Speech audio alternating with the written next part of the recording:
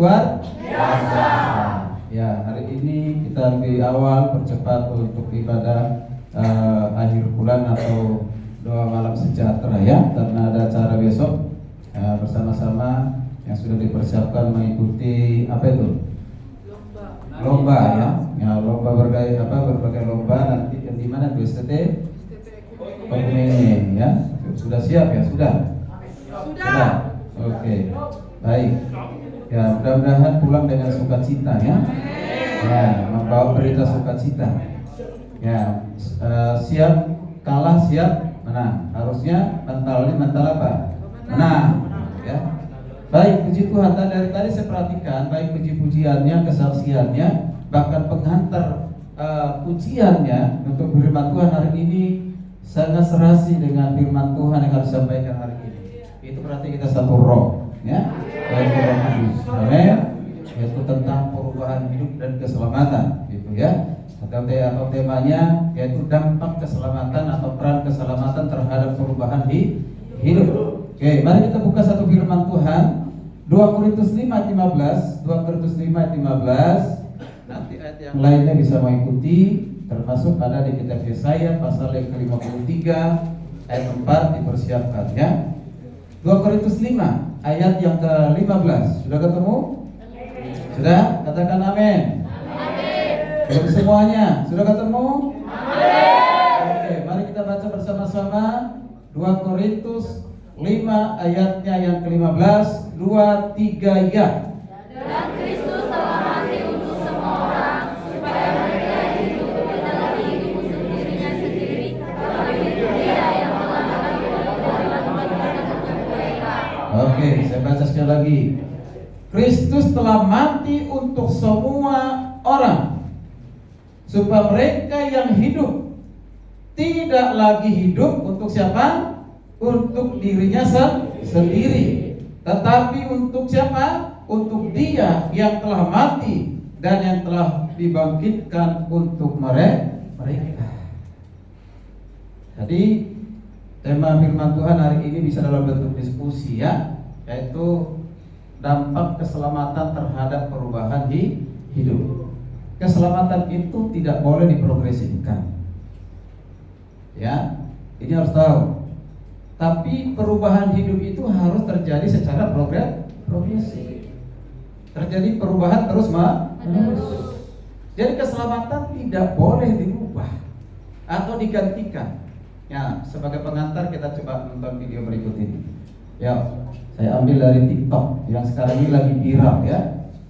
Oke, jangan ini dulu, videonya dulu. Mana videonya? Sudah?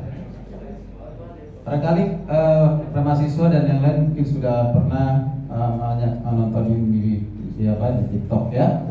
Saya ini senang jadi pengamat dari TikTok, YouTube, hal-hal yang bertentangan ataupun menyeleweng dari kebenaran Alkitab ya. Saya hadir bukan menjadi suatu hakim, tetapi juga sekaligus ya memberikan observasi dan juga lebih untuk tanggapan. Yuk, ini cantik gak orang ini? Cantik.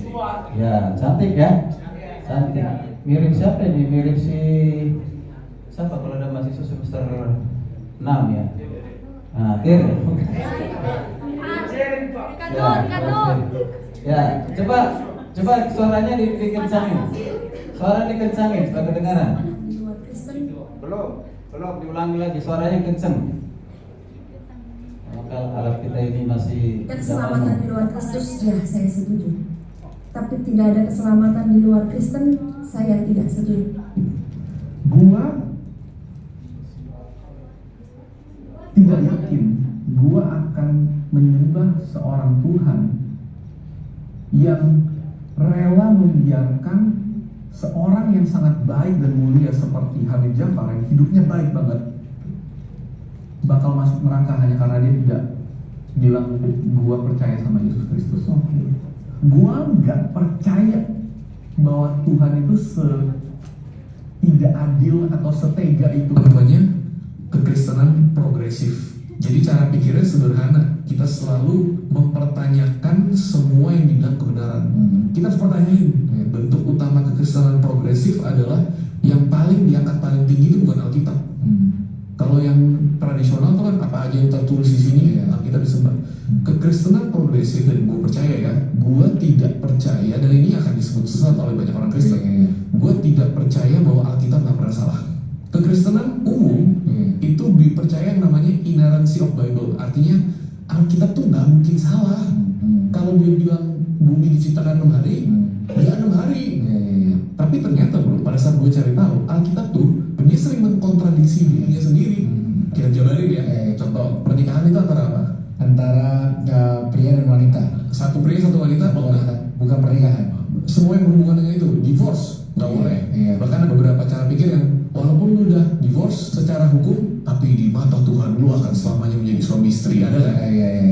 Tapi kita lupa bahwa di buku yang sama Tuhan memberikan Daud satu laki, istrinya ada 8. Di Alkitab yang sama Salomo 1, istrinya sama saudara-saudaranya 1000. Jadi yang mana yang benar? Kekristenan progresif mengerti dan melihat bahwa Alkitab pun sering bertabrakan, bahwa tidak semuanya itu menjadi satu patokan yang selalu dipakai Tuhan di setiap waktu. Kita harus melihat buku itu sebagai buku yang mungkin diinspirasi oleh Tuhan, tapi ditulis oleh manusia dan tidak bisa menjadi patokan hitam putih. Kayak kunci surga itu bukan di dalam buku yang namanya Alkitab, tapi semuanya bisa ditafsirkan secara progresif. Progresif artinya selalu diperbaharui. Jadi hari ini pun kita bisa mempertanyakan.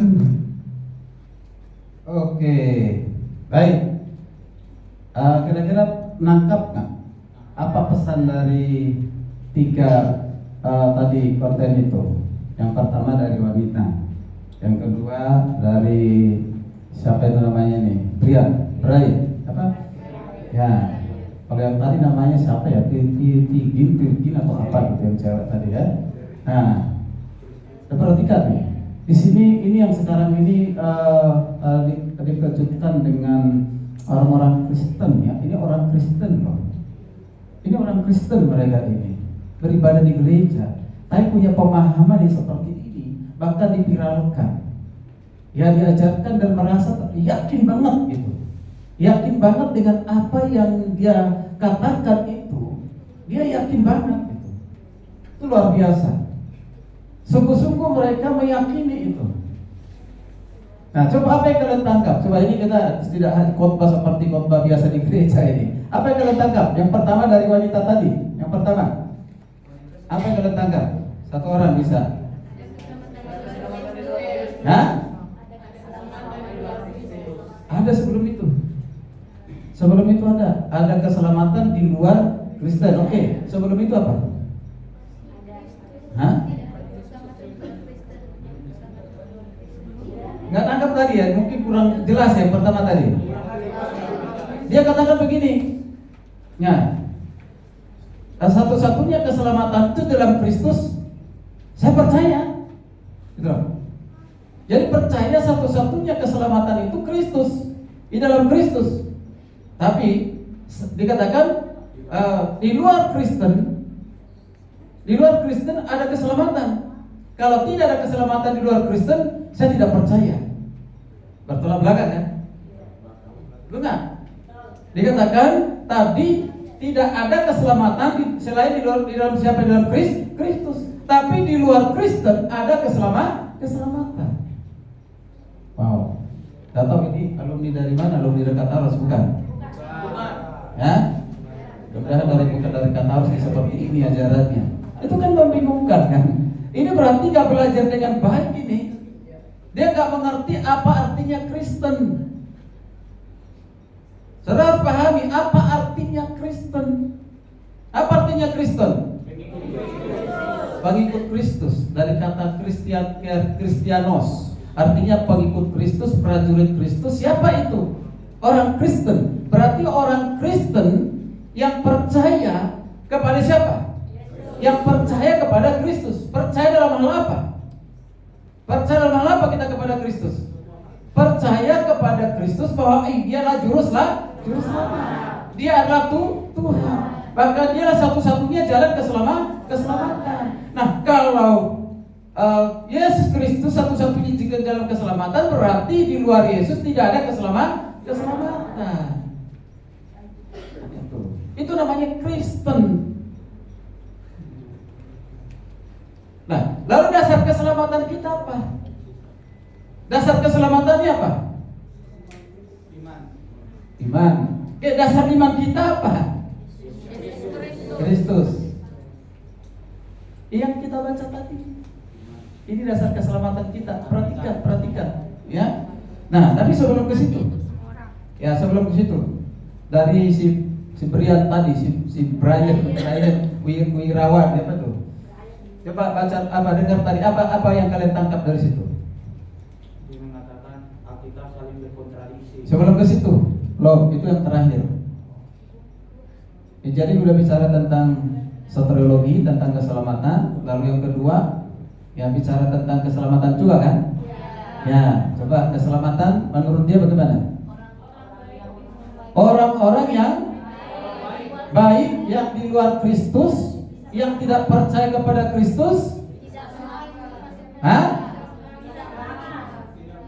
tidak selamat atau selamat? Selamat.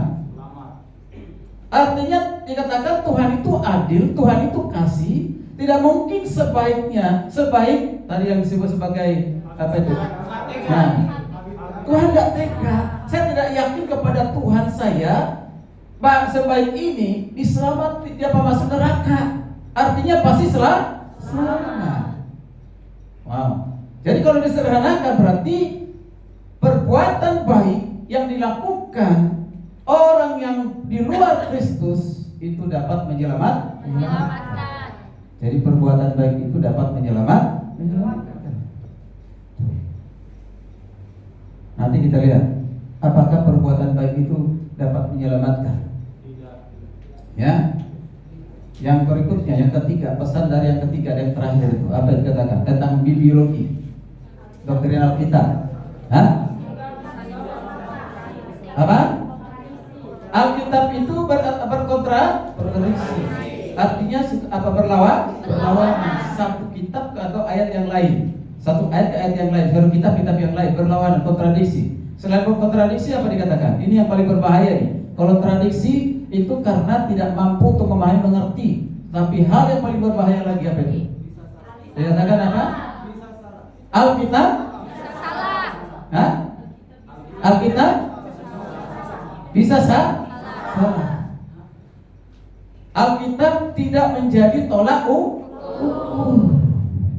Alkitab itu bisa ditafsirkan secara progresif. Ya, sesuai dengan perkembangan zaman. Ya, kalian udah belajar biologi ini. Menurut kalian itu saya setuju? Itu benar? Keliru? Salah? Jadi Alkitab ini firman Tuhan yang kalian baca ke pelajari, ini bisa diprogresifkan, termasuk berhubungan dengan doktrin Kristus, doktrin keselamatan. Bisa progresif, ini bahaya sekali. Kalau Alkitab apalagi berhubungan dengan doktrin diprogresifkan. Nah, itulah sebabnya ajaran yang mengatakan di luar Kristus ada keselamatan. Lalu yang kedua, Yesus Kristus bukan satu-satunya jalan keselamatan, bukan. Yesus Kristus itu berarti hanya salah satu jalan. Berarti di luar Yesus ada keselamatan. Nanti kalau dengar lagi konten berikutnya orang yang sama yang mengatakan demikian. Bukan hanya dia, ada lagi yang lain. Perhatikan ini baik-baik. Makanya saya sangat berkepentingan untuk menyampaikan ini, karena yang menyampaikan itu orang-orang pintar, luar biasa. Ini dampak keselamatan terhadap perubahan hidup, atau peran keselamatan terhadap perubahan hidup. Perhatikan. Berarti ini ada dua, kalau orang ujian skripsi ini judulnya itu berapa variabel? Berapa variabel? Dua variabel. Mana variabel yang pertama? Yang ini lagi di skripsi nih. Mana variabel yang pertama? Tampilkan itu tadi ya. Mana variabel yang pertama? Keselamatan. Oke, yang kedua? Perubahan hidup. Ya. Tadi saya sudah sampaikan, keselamatan itu tidak boleh diprogresifkan. Tapi perubahan hidup memang harus progresif. Terjadi perubahan yang terus-menerus, perubahan yang lebih baik. Ya. Apa hubungan hubungannya keselamatan dengan perubahan hidup? Ada tidak perubahannya? Ada dan harus. Kalau kalian mengatakan kalian sudah memiliki keyakinan keselamatan, tapi hidupmu tidak mengalami perubahan, itu tandanya mungkin engkau baru sedang belajar. Atau kemungkinan yang kedua, sebenarnya engkau hanya tahu tentang keselamatan, tapi itu belum menjadi bagian dari kehidupanmu. Banyak orang tahu tentang keselamatan, tapi hanya satu pengetahuan, mengisi otaknya, menambah pengetahuannya, tapi hidupnya tidak mengalami perubahan. Jadi keselamatan itu pasti membawa kepada apa? Perubahan. Nanti kita lihat perubahan apa. Tapi kita bicara dulu keselamatan karena perbuatan baik. Jadi ada 4 subjudulnya ya. Yang pertama, keselamatan karena perbuatan baik. Lalu perbuatan baik manusia ya itu digantikan oleh kematian Kristus. Ya, digantikan oleh kematian Kristus. Jadi kematian Kristus menjadi pengganti bagi manusia berdosa yang mengatakan dirinya berbuat baik. Lalu yang ketiga adalah diselamatkan karena iman. Apa? Keselamatan karena iman. Lalu yang terakhir, keselamatan membawa perubahan. Ya, perubahan. Coba sekarang kita lihat keselamatan karena perbuatan baik. Nah, ini semua agama, semua manusia di muka bumi ini, atau semua agama-agama di luar Kristen percaya, bahkan mengajarkan bahwa orang bisa selamat, bisa masuk surga karena berbuat baik, karena perbuatan baik. Itu. Nah, tetapi sebetulnya ini adalah sesuatu yang tidak mungkin. Apa? Tidak mungkin. Mungkin bagi mereka dalam ajaran manusia, tapi tidak mungkin bagi Tuhan. Alasannya apa? Mari perhatikan, ada beberapa alasan. Pertama, manusia itu tidak bisa berbuat baik dalam standarnya Tuhan, dalam ukurannya Tuhan. Sejak manusia jatuh dalam dosa, manusia tidak bisa berbuat baik. Pahami itu. Ya, kan kita temukan banyak di luar, Pak, mereka baik banget, luar biasa. Apa persoalannya? Apakah perbuatan baik itu dalam standar yang ditetapkan oleh Tuhan?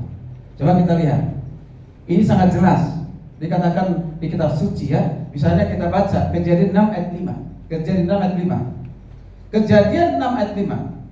Saudara sampai catat ya. Nah, apa dikatakan begini? Ketika dilihat Tuhan bahwa kejahatan manusia besar di bumi dan bahwa segala kecenderungan, perhatikan ini, segala kecenderungan hatinya selalu membuahkan apa? Kejahatan. Jadi semenjak manusia jatuh dalam dosa itu merajalela, bahkan dikatakan Alkitab semakin jahat. Kecenderungan hati manusia itu adalah berbuat jahat, diniat di hatinya berbuat jahat. Itu. Oke, lihat ya. Pahami di sini. Kemudian Kejadian 8 ayat 1b. Dikatakan begini, aku takkan mengutuk bumi ini lagi, kata Tuhan setelah air bah ini. Karena manusia sekalipun yang ditimbulkan hatinya adalah jahat dari sejak kecil. Perhatikan. Ini yang ditimbulkan hatinya adalah jahat dari mulai kapan? Mulai dari kapan? Alkitab katakan dari sejak kecil. Berarti dari kecil sudah bisa berlaku jahat. Perampok sekarang ini bukan hanya usia dewasa, pembunuh sekarang ini bukan hanya orang dewasa, dia bawa umur 10 tahun, bahkan anak SD pun sudah bisa melakukan kejahatan. Ya, membunuh temannya, kan gitu. Perhatikan Mazmur 58 ayat 4. Kalian tahu bahwa tidak mungkin manusia berbuat baik setelah manusia jatuh dalam dosa. Perhatikan di Mazmur 58 ayat 4. Sejak lahir orang-orang fasik telah apa? Telah menyimpang. Sejak dari kandungan, pendusta-pendusta telah sesat. Wow, belum lahir loh. Belum lahir, masih dalam kandungan. Alkitab katakan apa? Pendusta-pendusta telah sesat. Belum lahir. Ini kalau belajar sosiologi, ini dosa apa ini? Dia ada anak bayi. Bukan, belum dosa perbuatan, belum. Dosa apa? Dosa warisan. Dosa keturunan. Dosa pelimpahan. Wow. Titus 1 ayat 15. Kita bicara lihat dalam perjanjian baru. Perjanjian baru cukup banyak, tapi saya ambil satu. Perhatikan. Nanti ada lagi Titus 3 ayat yang kelima. Coba perhatikan. Titus 1 ayat 15. Kita baca bersama-sama 2, 3 ya. Bagi orang suci semuanya suci, tetapi bagi orang najis dan orang tidak beriman suatu pun tidak ada yang suci, karena baik akal maupun suara hati mereka najis. Wow, tidak ada yang suci. Roma 3 ayat 23, semua orang telah berbuat dosa. Upah dosa ialah maut. Pertanyaannya, apakah benar bahwa manusia tidak bisa berbuat baik? Atau tidak bisakah seorang pada waktu melihat orang miskin menderita, ya tidak menolong, ataupun misalnya kalian ini ada melihat orang miskin sudah tidak makan beberapa hari, sudah lemas, bikin sakit gitu. Ya, orang yang tidak percaya nih, bicara orang yang tidak percaya, bisa nggak tergerak hatinya untuk menolong itu? Ada nggak yang seperti itu? Pasti ada, dan banyak.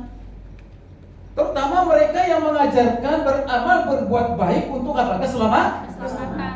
Pasti dia lakukan itu, pasti. Ya bahkan mungkin tanpa pamrih dilakukan itu, tentu bisa. Lalu pertanyaan, apakah itu bisa disebut sebagai perbuatan baik dalam standarnya Tuhan? Atau dalam pandangannya Tuhan?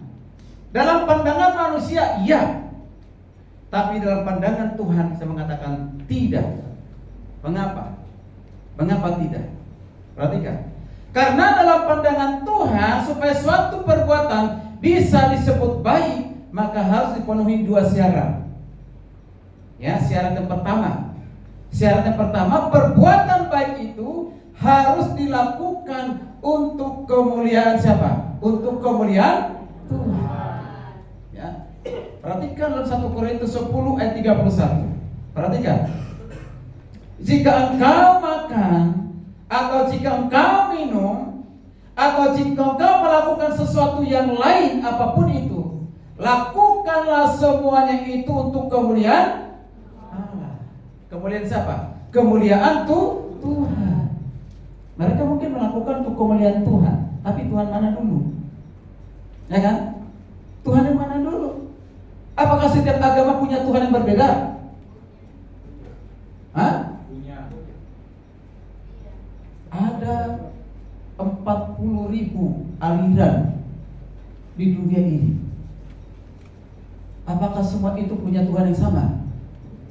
Kalau Indonesia ada berapa agama?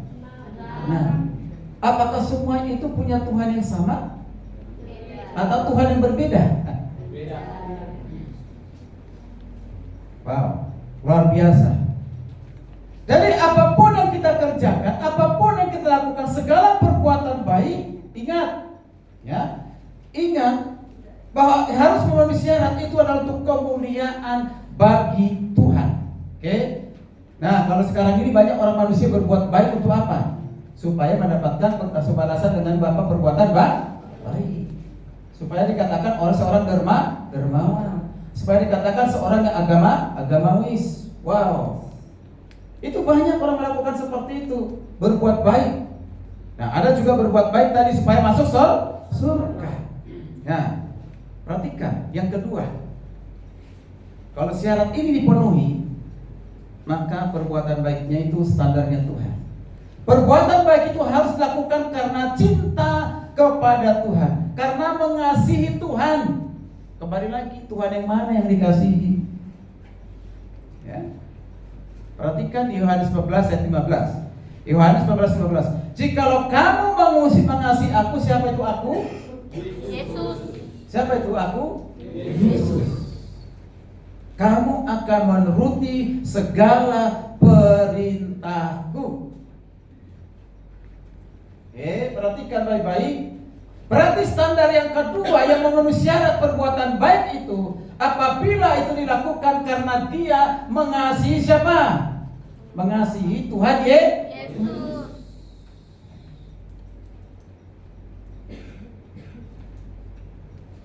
Perhatikan. Ada juga tadi lupa saya baca Titus 3:5. Yuk baca Titus 3:5 untuk menambah dasar Alkitab ini, penting sekali. Titus 3:5. Yuk silakan. Silakan. Titus 3:5.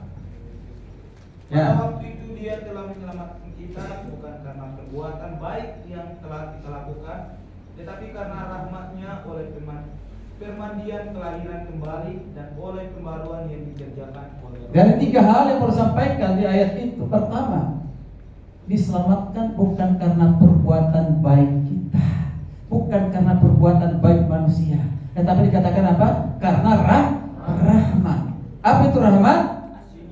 Anugerah. Kasih anugerah. Apa itu kasih karunia? Ya.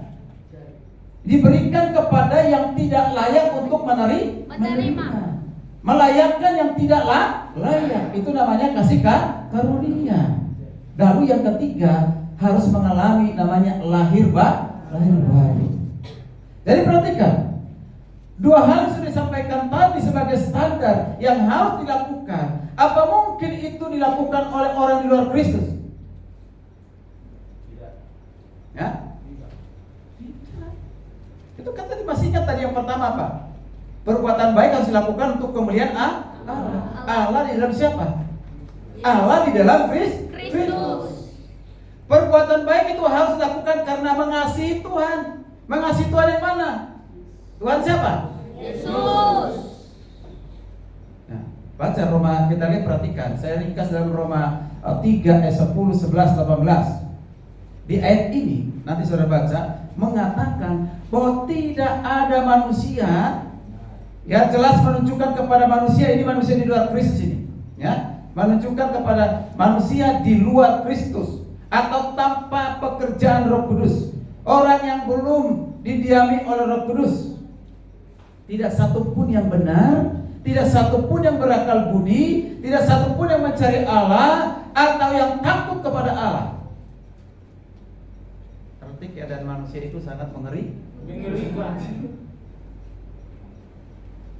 Manusia bisa saja berbuat baik, berjuang sesuai dengan agamanya karena ingin masuk surga. Tetapi mengasihi Allah dan hidup untuk memuliakan Allah adalah 2 hal yang tidak mungkin itu dilakukan oleh manusia di luar Kristus. Lagi, 2 hal yang tadi tidak mungkin itu dilakukan oleh orang di luar Kristus. Berarti bertentangan tadi itu dengan konten yang sudah kita tonton tadi, ya. Nah, kalau 2 hal tadi tidak dipenuhi, lagi, kalau 2 hal yang tadi tidak dipenuhi, memuliakan Allah, mengasihi Tuhan, semua dilakukan untuk memuliakan Allah, mengasihi Tuhan, maka bisa dikatakan bahwa perbuatan baik itu dilakukan tanpa memperdulikan Allah. Bisa dikatakan demikian. Tanpa memperdulikan standarnya Tuhan, tapi standarnya manusia. Atau menurut aturan manusia. Atau menurut aturannya agama. Yesus datang bukan mendirikan agama Kristen. Ya, sekarang ini ada juga viral yang mengatakan seperti itu. Yesus sendiri nggak pernah mengajarkan Kristen. Yesus tidak pernah mengajarkan agama Kristen seperti agama mereka. Salah satu nabinya itu adalah untuk mendirikan agama itu.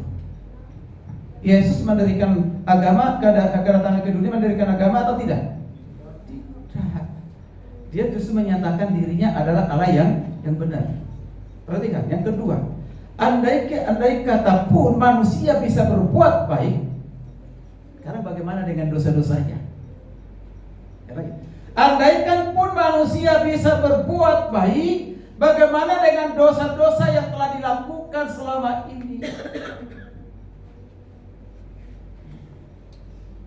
Ingat, perbuatan baik tidak dapat menghapus dosa. Perbuatan baik tidak bisa menyelamatkan. Kitab suci sangat jelas, Alkitab sangat jelas mengatakan hal itu. Coba perhatikan Galatia 2 ayat 16a. Galatia 2 ayat 16a. Kamu tahu bahwa tidak seorang pun yang benar dibenarkan oleh karena melakukan apa? Hukum Taurat. Tahu hukum Taurat? Hukum Taurat itu mengajarkan kejahatan atau kebaikan? Kebaikan semuanya. Jangan ada Allah lain. Dari katakan jangan membunuh, jangan mencuri, jangan mengini milik orang lain dan yang lain sebagainya. Baik bukan itu? Baik. Tapi Paulus katakan di kitab Galatia ini bahwa seorang pun tidak dibenarkan oleh karena melakukan kebaikan hukum Taurat. Tetapi oleh karena apa? Tetapi hanya oleh karena iman di dalam Kristus Yesus. Nah, kalau begitu tadi apa yang dikatakan si Ibrahim itu gimana? Gugur gak? Gugur gak? Gugur. Dia nggak baca ayat ini barangkali, ya. Nah, jadi kalau belum dikatakan ada kontradiksi di otaknya, kontradiksi, bukan Alkitabnya, ya kan?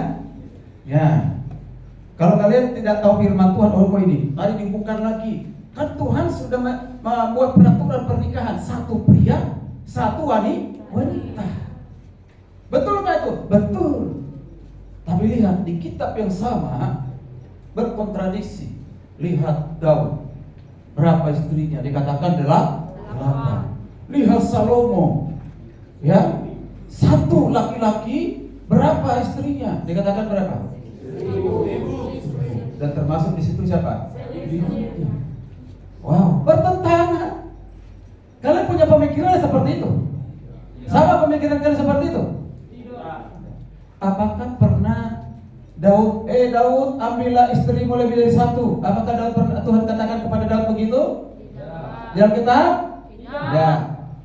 Lalu dikatakan, Salomo, ambillah istrimu ribuan, banyak, dan guning-guning menjadi istrimu. Apakah ada perintah Tuhan seperti itu? Tidak. Perintah Tuhan yang mana? Hanya satu istri, satu suami, satu pria, satu wanita. Kalau lebih dari situ, Alkitab katakan itu karena keinginan manusia, bukan kehendak Tuhan.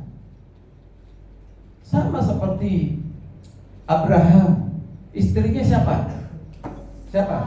Sarah. Itu istri yang sah, yang sudah dipilih, ditentukan oleh Tuhan dari keturunannya. Sarah lah siapa? Anak perjanjian. Yang sudah lahir siapa namanya? Isa. Tapi karena begitu lama menunggu kelahiran, sampai sudah tua, Abraham sudah tua, Sarah sudah dikatakan itu sudah menopause, tidak mungkin lagi melahirkan anak. Siapa yang menyuruh ambil Hagar? Apa Tuhan? Hah? Izin gak dia kepada Tuhan? Tidak. Apakah perintah Tuhan untuk mengambil Hagar? Tidak. Berarti yang benar mana? Yang benar mana? Istrinya rasa Sarah. Nah, perhatikan Galatia 2:21b. Sekiranya ada kebenaran oleh hukum Taurat, maka sia-sialah kematian Kristus. Perhatikan, kalau kebaikan manusia menjadi syarat untuk keselamatan, sia-sia kematian Yesus. Tidak perlu Yesus datang dari surga turun ke dunia ini. Dia harus berkorban, dia harus mati di kayu salib. Sia-sia. Ngapa? Karena sejak dalam Adam dan Hawa dan seterusnya keturunannya sudah mengajarkan tentang perbuatan baik. Di sini saya buat ilustrasi begini. Pernah ada antara kalian yang melanggar lalu lintas lalu ditangkap ditangkap oleh pihak polisi, lalu antara di apa namanya itu? Ya, razia kan? Ya. Lalu menilang. Ditahan biasanya ditahan apa? SIM atau STNK. Nanti minggu depan sidang. Saya udah pernah itu nunggu sidang. Nah, itu kesalahan pelanggaran atau bukan? Pelanggaran. Nah, masih 1 minggu ini. Masih 1 minggu. Di dalam 1 minggu ini kalian melakukan perbuatan baik, menolong orang yang susah. Pokoknya berbuat baik apa saja. Disaksikan, dilihat oleh orang lain. Oh, kau baik banget selama 1 minggu. Minggu pada saat ditentukan tanggal sidang engkau hadir. Lalu polisi nanya, apakah benar Anda yang melakukan pelanggaran lalu lintas? Ya, Pak. Anda tahu kalau itu salah? Ya, Pak, salah. Tapi begini, Pak polisi, selama 1 minggu saya sudah berbuat baik, menolong orang yang susah. Saksinya ini, Pak, ini ada 3 ini saksi. Selama 1 minggu saya berbuat baik. Kalau polisi itu polisi yang waras. Oh, ya, kalau tidak waras dan tidak waras. Ya, kalau dia waras, dia dibebaskan dari hukuman itu, akhir pelanggaran itu. Dibebaskan dia. Oh, kamu udah berbuat 1 minggu ya? Oke, saya kasih kamu pergi aja. Kira-kira seperti itu kan? Tidak ada. Bisa kebaikan menghapus dosa. Tidak ada kebaikan untuk menghapus pelanggaran. Itu baru hukum dunia. Hukum negara. Hukum negara bisa seperti itu, udah jelas-jelas korupsi, ya didukung. Oleh karena ada kepentingan. Oh, dia nggak benar kok, dia benar kok, itu salah, dia bukan korupsi, padahal udah jelas korupsinya. Jadi jelas dari ilustrasi ini menunjukkan bahwa ditinjau dari sudut hukum dunia atau negara pun tidak mungkin perbuatan baik bisa menghapus dan menutup apa? Menutup dosa. Allah tahu akan hal itu, yaitu bahwa manusia tidak bisa selamat karena perbuatan baik. Tuhan tahu bahwa manusia tidak dapat diselamatkan karena perbuatan baiknya. Tapi Ia juga mau menyelamatkan manusia berdosa. Lalu bagaimana cara Tuhan untuk menyelamatkan manusia berdosa?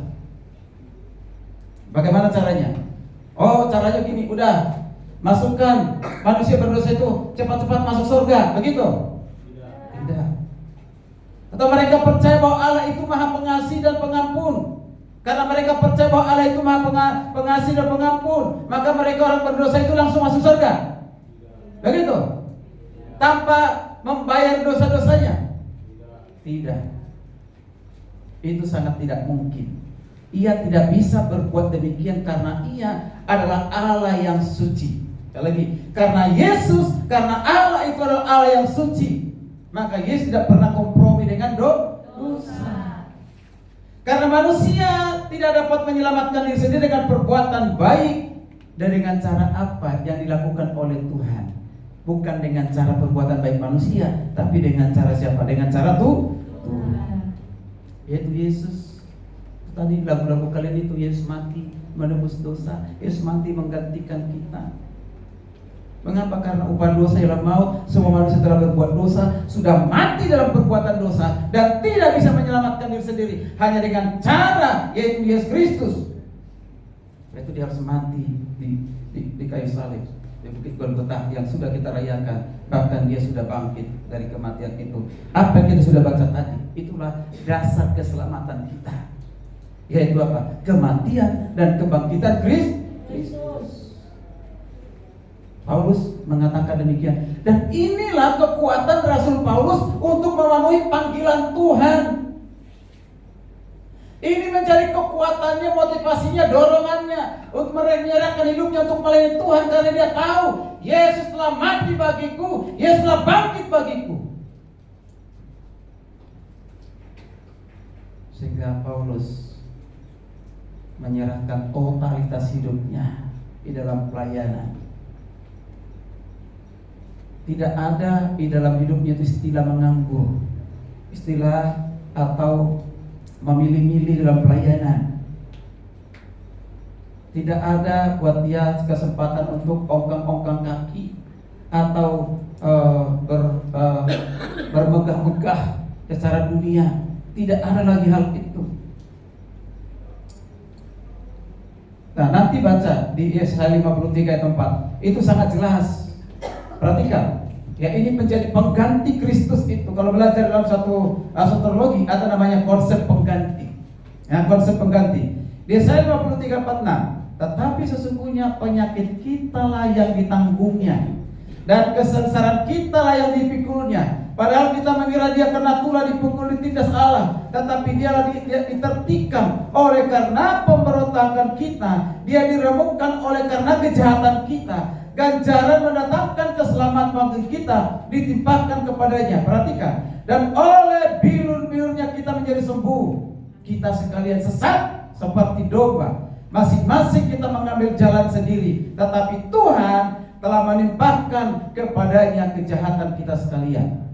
Jadi ketika ini kan nubuatannya saya, katanya apa? Penderitaan dan kematian Yesus. Ya.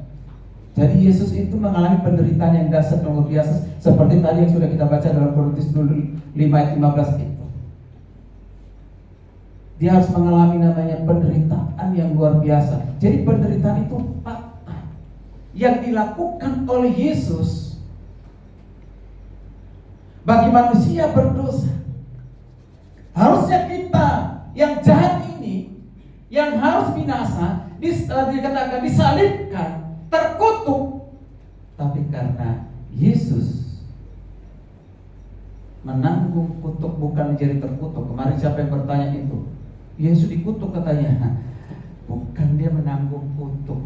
Yang seharusnya kita yang menang. Dan ingat, yang boleh kita lihat dari apa yang dilakukan oleh Yesus. Pertama, fakta bahwa Kristus tidak berdosa. Perhatikan di sini. Andaikan Yesus itu berdosa, ketika dia disalib, dihukum, berarti hukuman itu hanya untuk dirinya sendiri, akibat kejahatan atau dosa yang dilakukan. Masih connect gak dengan hal ini? Masih connect gak? Ya, masih. Ya. Jadi hukuman itu hanya untuk dirinya. Seperti yang lain, karena kedua penjahat yang samping kiri, mengapa mereka dihukum? Karena kejahatan. Itu sebagai eksekusi bagi orang jahat. Tapi Yesus disalibkan, apa karena kejahatan? Apa karena dosa? Tidak, adalah tapi untuk menanggung dosa manusia. Untuk semua manusia. Jadi syaratnya adalah bahwa Yesus sebagai manusia adalah manusia yang tidak berdosa, maka memenuhi syarat untuk menyelamatkan manusia berdosa. Perhatikan yang kedua, jenis hukuman mati yang dialami oleh Yesus salib bukan penggal, bukan rajam. Padahal perhatikan di dalam perjanjian lama, kalau terbaca di sana, bagi orang yang melakukan kejahatan, yang melakukan dosa, dia dikutuk, lalu apa yang dilakukan? Dipenggal kepalanya, dirajam dengan batu.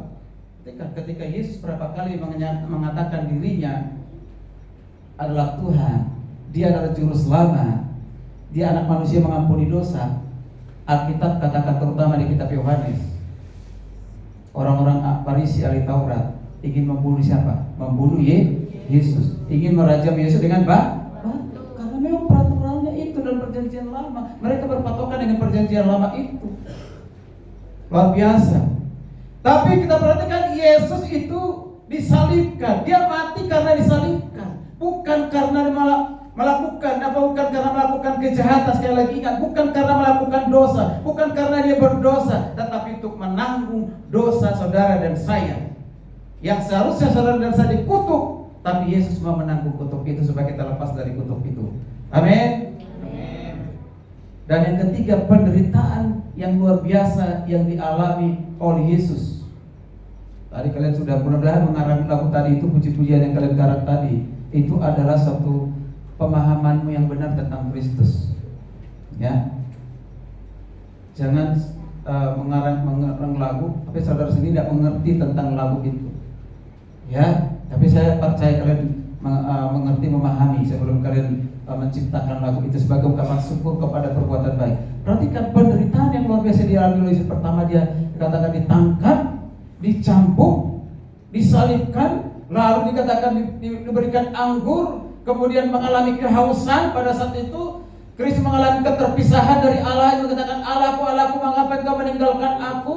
Sebagai manusia, dia memanggil Allah, dia menderita. Maka dia panggil Allah, dipanggil Bapa, sampai akhirnya dia mati. Dikatakan sudah selesai. Wow. Alkitab sudah mengatakan upah dosa ialah maut. Tapi karena Kristus itu menggantikan kita, memikul hukum dosa itu, dia harus mengalami kematian. Upah dosa bagi orang tidak percaya bukan lagi maut, tapi apa? Kehidupan. Maka dikatakan kematian itu, kematian Yesus memberikan kehidupan. Nah, karena itu orang yang percaya Yesus sekalipun tetap mengalami kematian, tetapi tidak mengalami namanya kematian sebagai hukuman dosa. Jadi saudara mati bukan karena hukuman dosa, memang sudah saatnya mati secara fisik. Ya, karena tidak semua kita hidup di tengah-tengah dunia dengan waktu yang lama, sekalipun kita beruntung hidup yang lama. Nah, kematian orang percaya yang tadinya berdosa setelah mengalami penebusan Kristus, dengan kematian Kristus engkau mati. Maka dikatakan engkaulah penghuni surga. Kau masuk kepada pintu gerbang surga itu. Bukan hanya di pintu gerbangnya, tapi kau masuk kepada surga itu. Amin. Luar biasa. Ya udah tahu. Kalau dihubungkan dengan konten tadi, berarti apa? Kita harus tobat. Dan berikutnya, keselamatan itu karena iman. Keselamatan itu karena iman.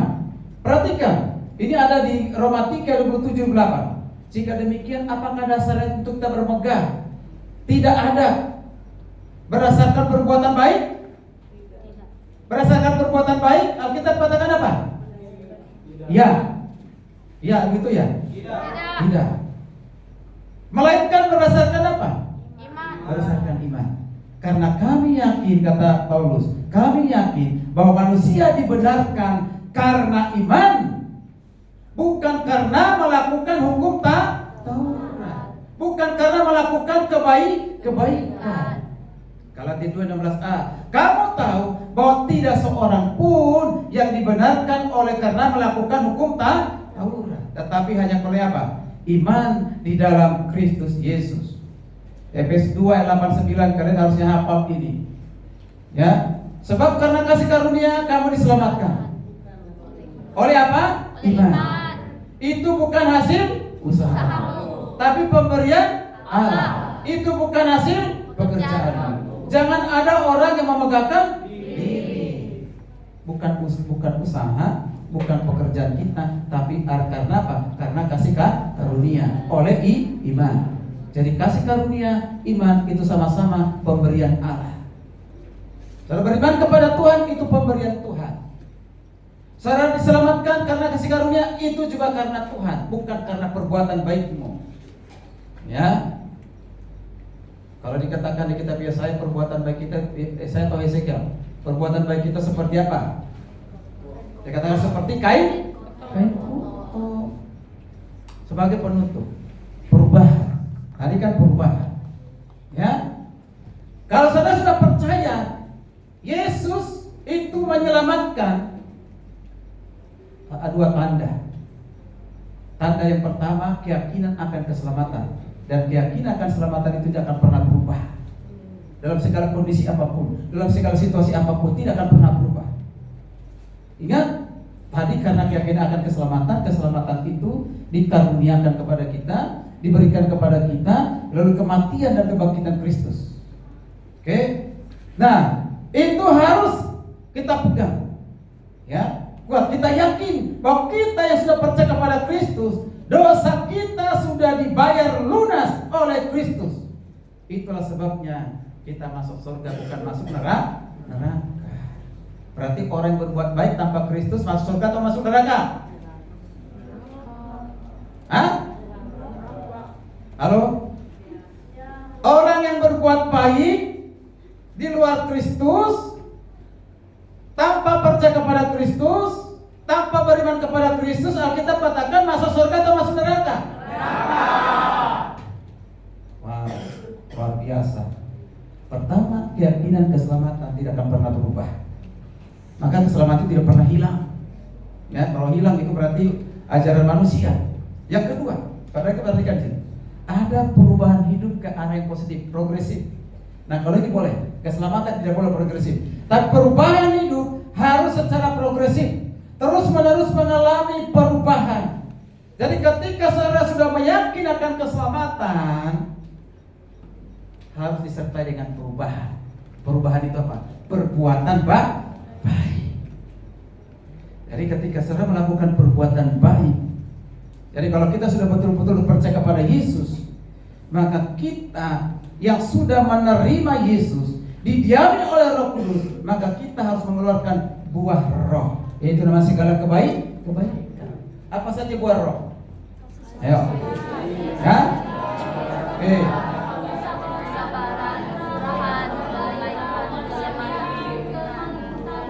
Dan lain sebagainya. Itulah perbuatan, buah dari perbuatan orang yang punya keyakinan keselamatan. Jadi ada hubungannya nggak keselamatan dengan perubahan hidup? Ada nggak? Ada. Tapi kalau saya mengatakan yakin akan keselamatan, tapi hidupmu tidak pernah berubah, koreksi, evaluasi. Makanya hari-hari ini saya melihat gereja sudah lebih banyak mengajarkan bagaimana kau bersukses, bagaimana kau sudah berberkati, bagaimana kau sembuh. Orang-orang seperti inilah menjadi Kristen progresif. Orang-orang seperti inilah jadi pengaku saksi Yehova. Orang-orang seperti inilah yang percaya di luar Yesus ada binasa, di luar Yesus ada keselamatan. Yesus bukan satu jalan keselamatan siapa? Kalau di luar agama Kristen itu biasa, wajar. Tetapi mereka justru orang Kristen bakal tertawa, tepuk tangan. Luar biasa. Jadi harus ada perubahan. Perubahan itu dua. Pertama, perubahan dalam hal rohani. Ini aplikasinya. Misalnya engkau punya kerinduan untuk mendengarkan firman Tuhan, jangan baru udah 30 menit engkau udah bosan dengan firman Tuhan, udah jenuh dengan firman Tuhan, maunya hanya 15 menit. Saya tidak mau ke gereja yang mengundang saya, khotbahnya hanya 15 menit. Saya bilang, maaf, saya harus di gereja saya bisa begitu aja. Pak, nanti khotbahnya hanya 15 menit. Yang lain-lain. Aduh, kalau belajar liturgi, udah belajar liturgi kan belum? Liturgi kan? Apa sentral dari liturgi? Firman Tuhan.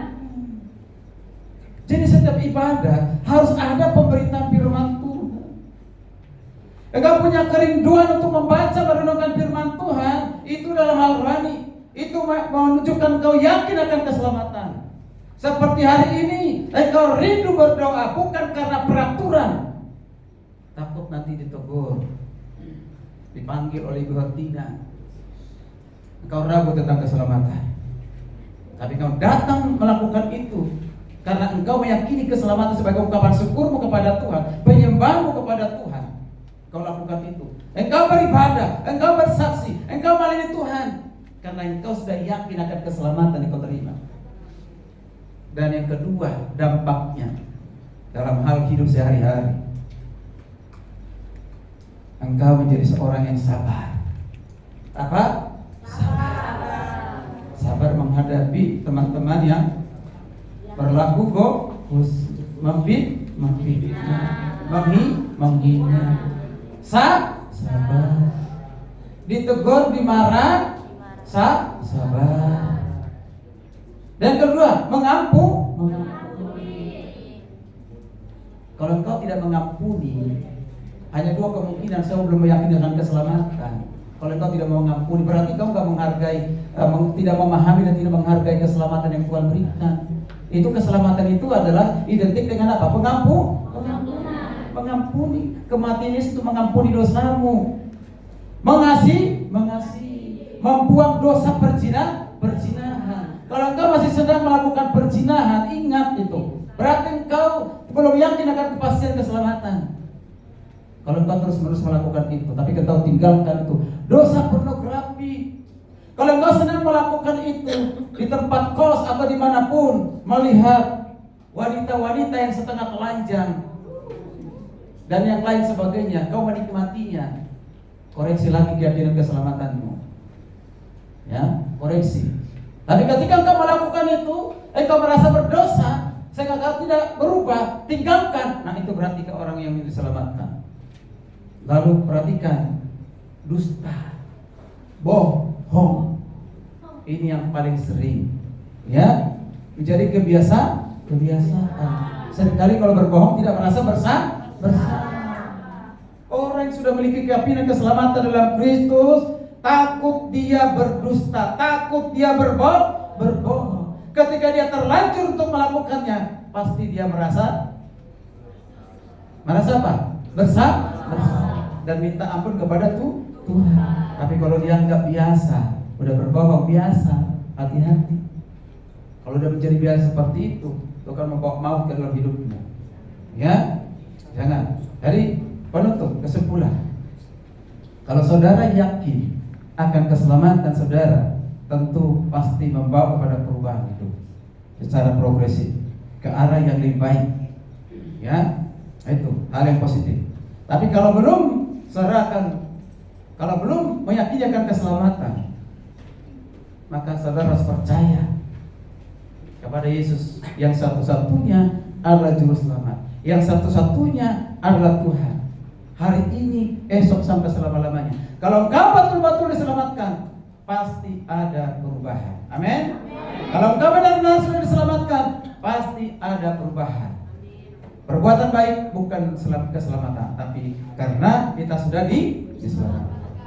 Amin. Jangan sampai kalian ini menjadi pengikut yang tadi, ya. Jangan sampai ada alumni. Baru-baru ini, sebagai penutup, ya, mari kita bangkit berdiri. Dikatakan di satu YouTube, ada seorang sudah sarjana teologi, magister teologi dari salah satu perguruan tinggi, dari perguruan tinggi teologinya sangat terkenal di Sumatera Utara sana. Jadi STH, MTH. Saudara, STH itu berapa tahun belajar Alkitab? Berapa tahun? 4 tahun. Lalu ditambah lagi ambil magister teologi, berapa tahun? 2 tahun. Berarti berapa tahun dia belajar? Bahkan dia mengajar mahasiswa teologi, dia mengajar pendeta-pendeta hari ini mualaf. Kalian mau ikuti jejak itu? Tidak. Ya? Tidak. Dia bilang semakin tinggi ilmu saya dari Alkitab, semakin membingungkan. Lalu mengatakan, yang mendirikan agama Kristen itu adalah Paulus. Wow. Apakah Paulus yang mendirikan agama Kristen? Tidak. Ya. Luar biasa. Ya, orang yang punya ilmu teologi belum tentu jaminan itu untuk hidupnya sampai nanti kepada keselamatan. Amin. Ini anak muda ini. Tadi kalau bilang saya dari awal, yang menjadi Kristen progresif siapa? Bukan agama lain. Yang menjadi pengikut saksi Yehova siapa? Bukan agama lain. Yang menjadi, yang meyakini di luar Yesus dan keselamatan, Yesus bukan juru selamat satu-satunya, Yesus itu bukan Tuhan, Yahweh menjadi Tuhan. Siapa mereka? Orang Kristen. Mengerikan, ya. Saya berharap di Kataros, lulusan Kataros tidak ada yang seperti itu. Amin. Harus kita tolak. Amin. Baik. Kita tolong Pak Martin berdoa mengucap syukur buat firman Tuhan.